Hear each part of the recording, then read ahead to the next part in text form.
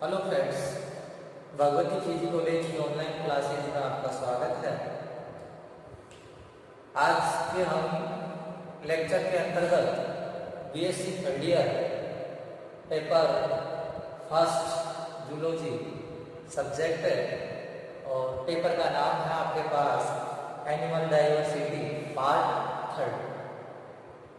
इससे पूर्व का जो वीडियो था उस वीडियो के अंतर्गत हमने मछलियों का सामान्य लक्षण साथ ही उसके वर्गीकरण का हमने क्या किया था, अध्ययन किया था।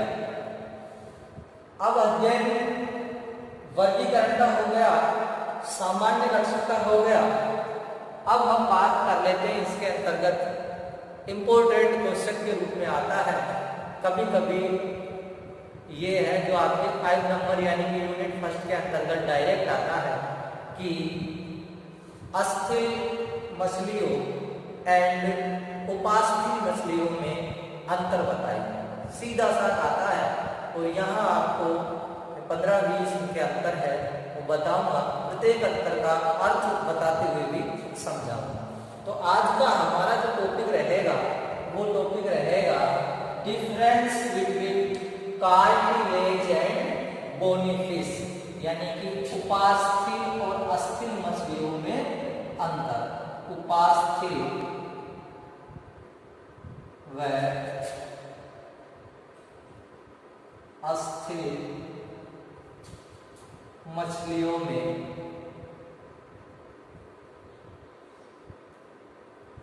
अंतर,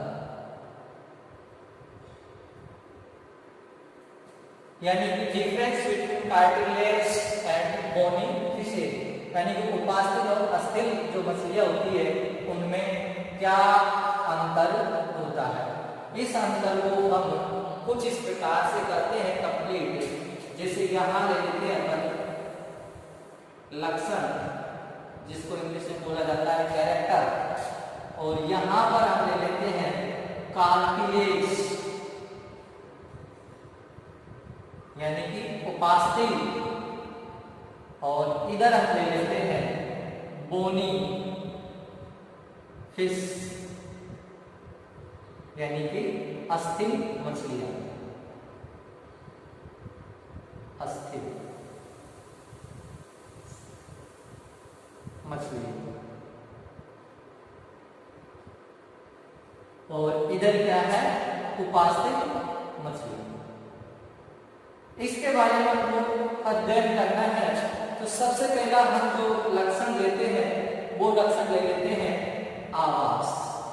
आवास की हम बात कर लेते हैं कि जो उपास्थि मछलियां होती है वो समुद्रवासी होती है, समुद्र के अंतर्गत पाई जाती है, और समुद्र के जो जल होता है वो अधिकतर कैसा होता है, खारा होता है।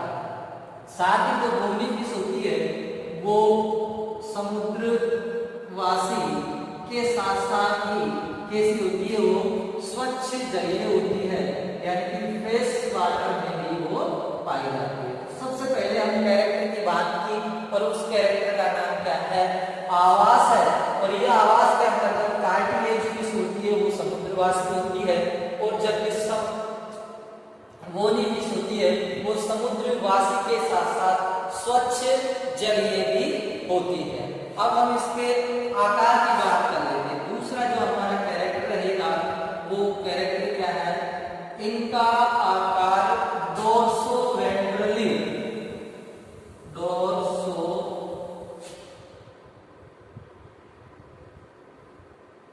वेंट्रली, जिसको अपन बोला जाता है पृष्ठाधर, यानी कि पृष्ठ और अदर साइड से ये चपटे आकार की होती है, यानी कि प्राय पृष्ठाधार होती है, यानी कि पृष्ठ और वेंट्रल साइड के अंतर्गत जो आकार है। और ये जो बोनी फिश होती है वो केवल जो वेंट्रल जो साइड होती है उससे ही क्या रहती है ये, यानी कि द्विपार्श्वीय होती है। ये प्राय द्विपार्श्वीय बाइलैटरल,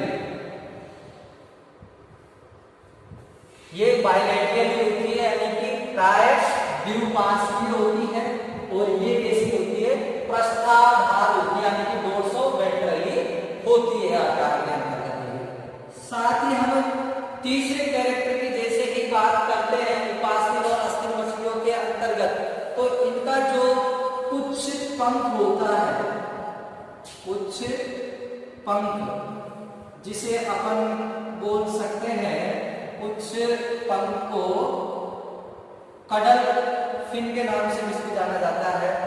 जो उपास्थीय मछलियां होती है उन उपास्थीय मछलियों के अंतर्गत ये विषम पाली बोले तो हेटेरो सर्कल, और इसके अंतर्गत होते हैं कैसे, समपाली होते हैं। यानी कि इनकी जो उच्च होती है, मैंने पहले पूरे वीडियो में बता चुका हूं, इस प्रकार से अगर एक पाली बड़ी है, अगर एक पाली छोटी होती है, तो इसको क्या है, उसके नाम से जाना जाता है, हेटेरो सर्कल के नाम से इसको जाना जाता है। साथ ही और इसके अंतर्गत दोनों पालियां क्या होती है, समान होती है। अगला हम बात कर लेते हैं इसके अंतर्गत पोट, जिसे अपन श्रोणी पंख के नाम से जाना जाएगा, और इसको पेल्विक फिन बोलते हैं, पेल्विक फिन के नाम से जाना जाता है। तो उपास्थीय मछलियों के अंतर्गत पेल्विक फिन की बात की जाए तो ये जो पेल्विक फिन होता है, प्राय जो नर होता है उस नर के, यानी कि प्राय जो नर होता है उस नर के पश्च सिरे पर, मतलब पीछे की साइड ये पाया जाता है, पश्च सिरे पर। साथ ही इसके अंतर्गत जो क्लेस्पर्म जिसको बोला जाता है, जिसे आलिंगिक के नाम से हिंदी में जाना जाता है और इंग्लिश में इसको क्लेस्पर्म के नाम से जाना जाता है, जो इसके अंतर्गत क्या होता है, प्रेजेंट होता है। केरेटर मतलब जो श्रोणी पंख होता है वो आगे जाकर रूपांतरित हो जाता है किसके अंतर्गत, क्लेस्पर्म के अंतर्गत, यानी कि आलंगिक पोर यानी कि छिद्र के रूप में ये रूपांतरित हो जाता है। ये होता क्या है, ये कार्टिलेज जो फिश होती है उन्हीं के अंतर्गत पाया जाता है। और इसी का साथ साथ वर्ग क्या होता है, जैसे श्रोणी पंख होता है वो श्रोणी पंख के रूपांतरण से ही बनता है और जस्ट उसी के पास पर ये पाया जाता है, पैराडार्मल सिरे पर। और ये जो होता है कॉपुलेशन यानी कि मैथुन की प्रक्रिया के समय या इनके संभोग या मीटिंग के जो समय होता है, वो स्पर्म उस समय क्या करते हैं, ये स्पर्म होता है, उस स्पर्म को ग्रहण करने के लिए इसका यूज किया जाता है, या स्पर्म इस आलंगिक यानी इस संरचना के अंतर्गत या इस संरचना के द्वारा है जो बाधा के अंतर्गत है वो ट्रांसफर किया जाता है। तो ये एक विशेष संरचना है जो किनके अंतर्गत पाई जाती है, कार्टिलेज फिश के अंतर्गत पाई जाती है।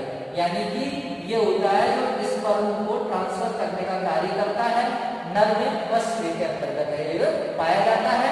और जो श्रोणी पंख होता है उसी के जस्ट नीचे होता है और इसी का ही ये रूपांतरण होता है। और बोनी इसके अंतर्गत जो क्लेस्पर होता है वो क्या होता है भाई, एब्सेंट होता है। मुख द्वार की हम बात कर लेते हैं, माउथ पोर, मुख जो द्वार होता है इनके अंतर्गत उपास्थीय जो मछलियां होंगी उस उपास्थीय मछलियों के अंतर्गत सिर के अधरभाग, सिर का जो अधरभाग होता है, वेंट्रल जो साइड होती है वहां पर कैसा होता है, नभ चंद्राकार होता है, यानी कि चांद होता है नया, इस प्रकार से इस प्रकार की स्थिति में ये जो पाया जाता है। और जो हेड पार्ट है उसके वेंट्रल नीचे की साइड है वो पाया जाएगा। मुख द्वार बोनी फिश के अंतर्गत अगर बात करते हैं तो बोनी फिश के अंतर्गत जो मुख द्वार होता है वो टर्मिनल होता है, टर्मिनल बोले तो शीर्षस्थ होता है, यानी कि आगे की तरफ होता है। और ऐसी चक्राकार जैसी स्थिति इसके अंतर्गत है नहीं पाई जाती है। आगे हम बात कर लेते हैं इनके अंतर्गत 6 नंबर का जो कैरेक्टर है वो है अपने पास गिल छिद्र। जो कील छिद्र होते हैं वो कार्टिलेज जो टिश्यू होती है उसमें क्या होते हैं, प्रेजेंट रहते हैं, यानी कि उपस्थित रहते हैं। उपस्थित रहने के साथ साथ ये होते हैं कि इनमें जो ओपर्कुलम होता है, यानी कि जिसे प्राच्छद के नाम से जाना जाता है, इस प्राच्छद एक आवरण होता है, इस आवरण से ढके हुए नहीं रहते हैं, यानी कि ढके इसी के अंतर्गत ये प्राच्छद है, इससे ढके रहते हैं, इसमें प्राच्छद से ढके रहते हैं। इसके अंतर्गत कार्टिलेज, इसके अंतर्गत क्या, गिल छिद्र। जबकि बोनी जो फिश होती है उसमें प्रेजेंट तो रहते हैं, लेकिन ये क्या है, लेकिन ये प्राच्छद है, इससे क्या होते हैं, वो ढके हुए नहीं रहते हैं। साथ ही इनके शरीर, इसके अंतर्गत जो ओपर्कुलम है यहाँ थोड़ा सा, तो आप पहले जो बोला था वो ठीक था। गिल छिद्र क्या होते हैं, इनके अंतर्गत उपस्थित और विदाउट ओपर्कुलम होते हैं, विदाउट ओपर्कुलम होते हैं। और साथ ही इसके अंतर्गत क्या होते हैं, ये प्रेजेंट होते हैं और साथ ही ये ओपर्कुलम से मतलब ढके हुए रहते हैं,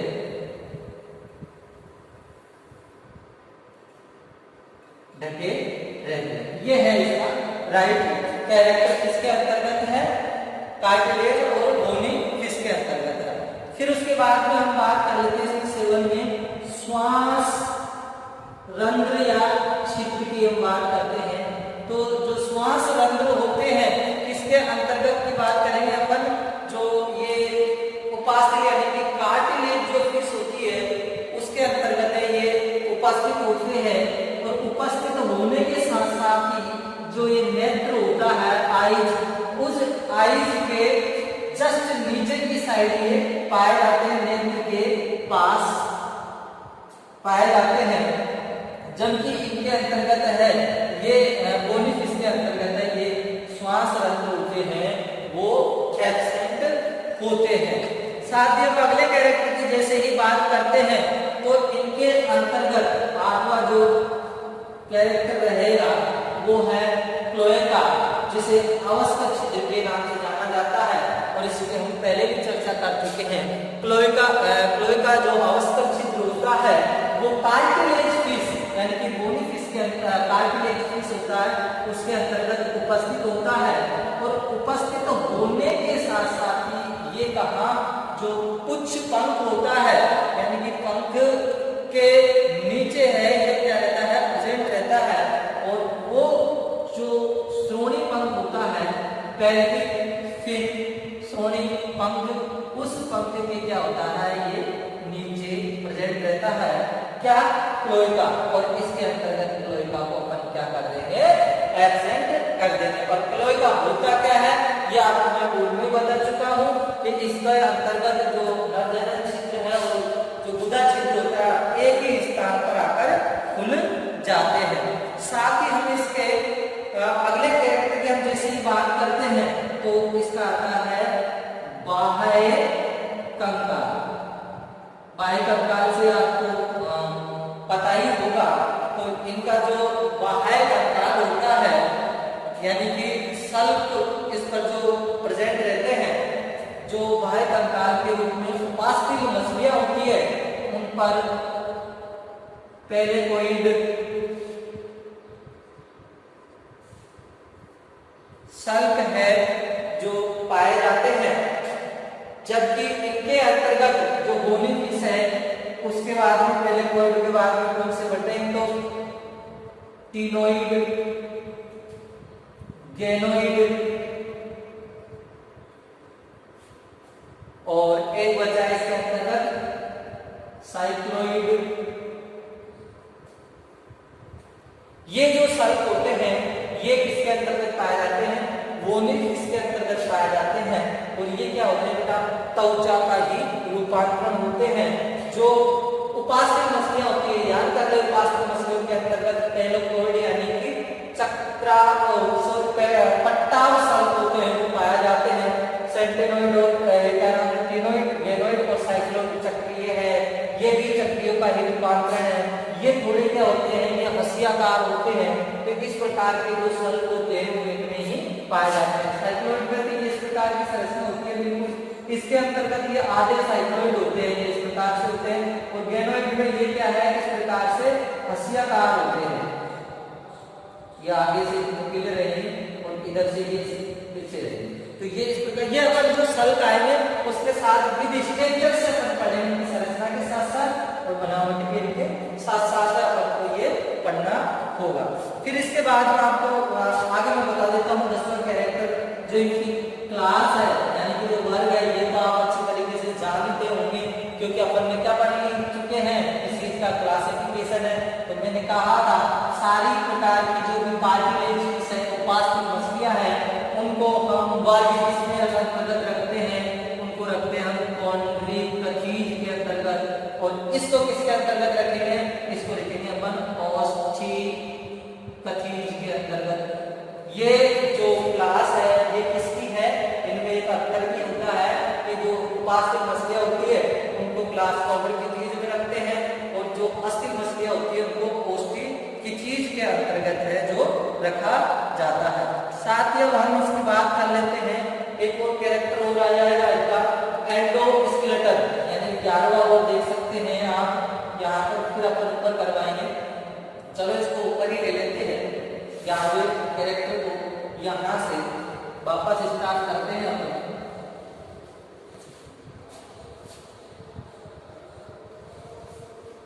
और 11वें कैरेक्टर के अंतर्गत अपने आता है अंतःकंकाल। तो नाम से स्पष्ट होगा, अंतःकंकाल होगा वो तो इनका तो बना होता है उपास्थियों से, और इनका अंतःकंकाल है वो बना होता है अस्थियों से, बोन से मिलकर बना हुआ होता है। अगले कैरेक्टर की हम जैसे ही बात कर लेते हैं, इसके अंतर्गत उस कैरेक्टर का नाम है एयर ब्लेडर, या अपन कहेंगे वायुकोश। वायुकोश होते हैं, ये क्या संरचना होती है कि इस प्रकार से इनके अंतर्गत ये संरचनाएं पाई जाती हैं, एयर ब्लेडर नुमा संरचना होती है, और ये एयर ब्लेडर के नाम से इसको जाना जाता है।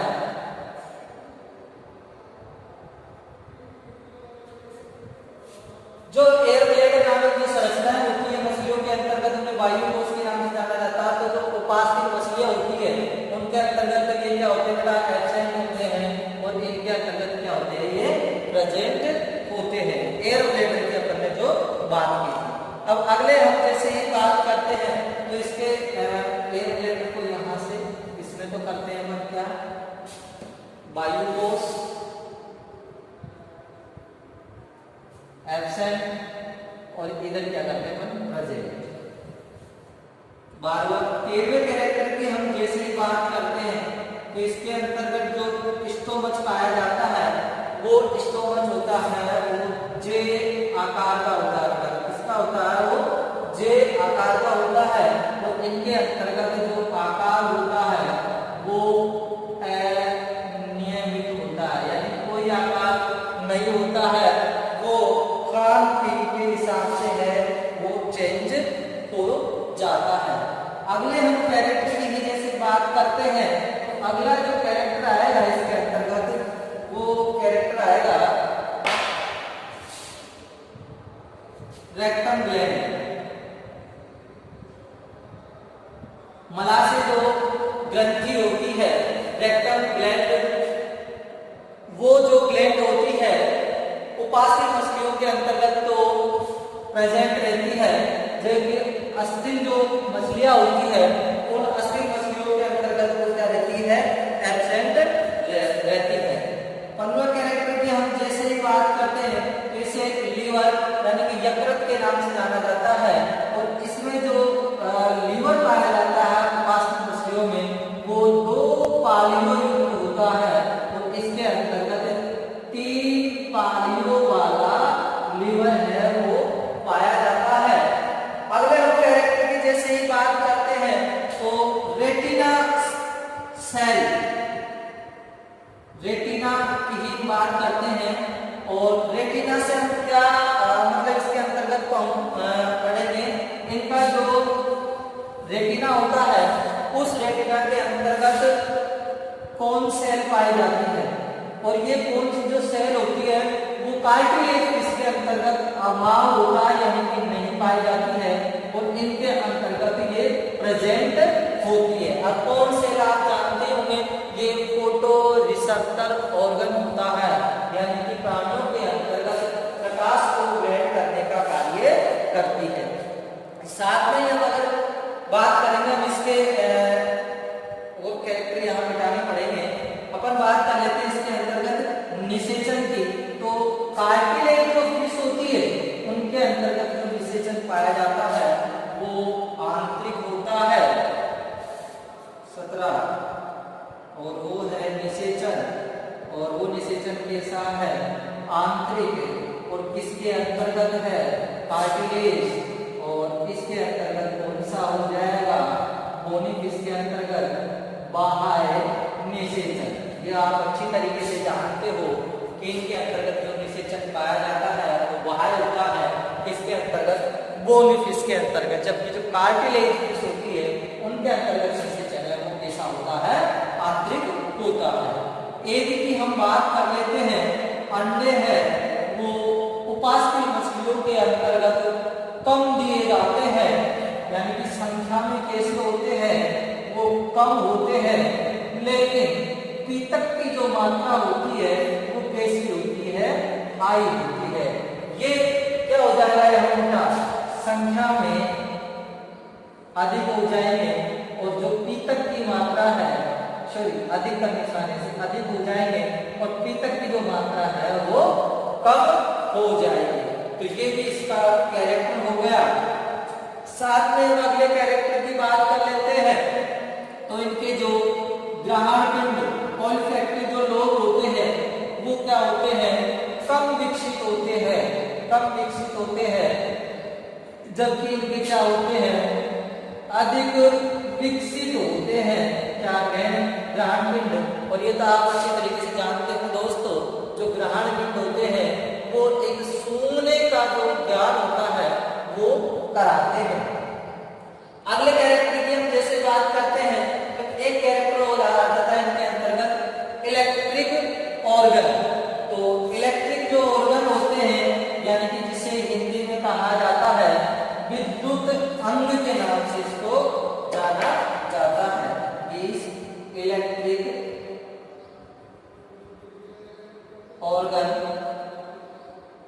तो इलेक्ट्रिक ऑर्गन उपास्थि जो मछलियां होती है उन उपास्थि मछलियों के अंतर्गत बड़े होते हैं, और इनके अंतर्गत कैसे होते हैं, वही छोटे होते हैं।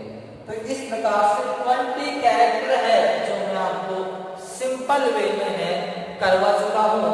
कौन कौन से कैरेक्टर आपको याद नहीं है या आपके जो दिमाग में नहीं है वो आप है और बुक के जरिए है वो देख सकते हैं। वैसे सिंपल कैरेक्टर है जो मैं आपको यहाँ करा चुका हूँ। अब इसके बाद में थोड़ा सा इसमें एक टॉपिक और ले लेता हूँ, हल्का सा, है ज्यादा बड़ा नहीं है, और उस टॉपिक का नाम है फिन, पंख, जो कि मछलियों के अंतर्गत पाए जाते हैं, जो कि इसकी यानी कि जो त्वचा है उस त्वचा के क्या होते हैं, वही रूपांतरण होते हैं। तो ये वैसे जो टॉपिक है चैप्टर के हिसाब से अगर देखा जाए तो फिन्स उसमें आएंगे, सल्फ उसके अंतर्गत आएंगे, इलेक्ट्रिक ऑर्गन उसके अंतर्गत आएंगे, एयर ब्लेडर उसके अंतर्गत आएंगे। इस प्रकार से मिलाकर पूरा है, और लेक्चर में पूरा टाइम होने के साथ साथ ये बच गया है तो इसको भी अपन करा सकते हैं। तो इसका फिन और फिन यानी होते हैं पंख, और पंख जो होते हैं वो मछलियों के अंतर्गत स्किन यानी कि त्वचा के क्या होते हैं, रूपांतरण से मिलकर बने होते हैं। साथ ही हम अगर इनके कार्यों की बात करें तो ये तो तैरने में सहायता करते हैं, और दूसरा इनका जो कार्य है वो है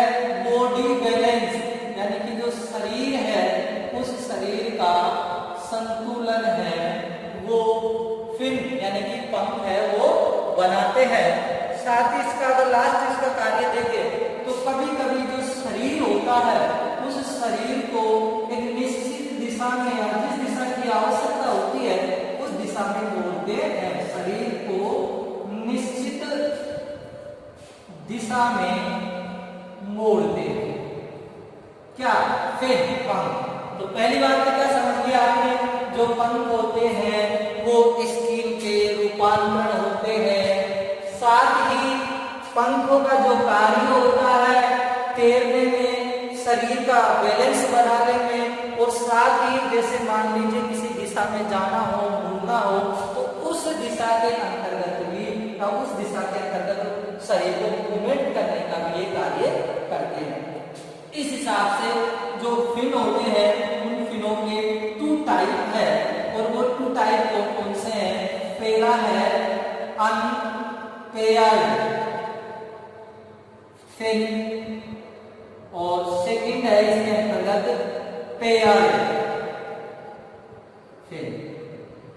यानी कि ये तो है युग्मित पंख और ये बेटा है युग्मित पंख।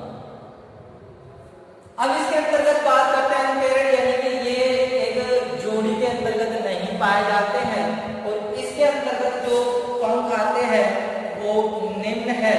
जैसे मैं सबसे पहले जो पंख आता है उसकी बात कर देता हूँ।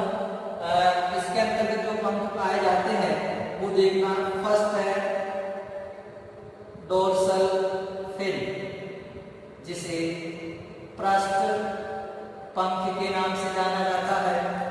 दूसरा इसके अंतर्गत है वेंट्रल एनल फिन,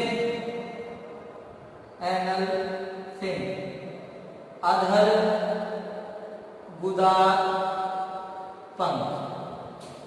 फिर इसके बाद इसमें पाया जाता है कडल फिन, जिसे पुच्छ पंख के नाम से है जाना जाता है। पुच्छ पंख के नाम से इसको जाना जाता है। किसको? कडल फिन को ही। और कडल फिन के ही कैसे रूपांतरण होते हैं, पर मैं फिर भी आपको यहाँ अलग से एक नाम दे देता हूँ इसी के अंतर्गत ही। कडल फिन के बाद में हेटेरो सर्कल, एक इसी में अंतर्गत देता हूँ 1 2 3 4 फिफ्थ दे देता हूँ होमो